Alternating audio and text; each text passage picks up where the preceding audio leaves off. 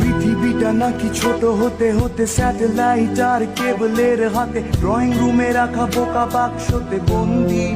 আহা হা হা, আহা আহা হা আহা। ঘরে বসে সারা দুনিয়ার সাথে যোগাযোগ, আজ হাতের মুঠোতে ঘুচে গেছে দেশ, কাল সীমানার গণ্ডি। আহা হা হা।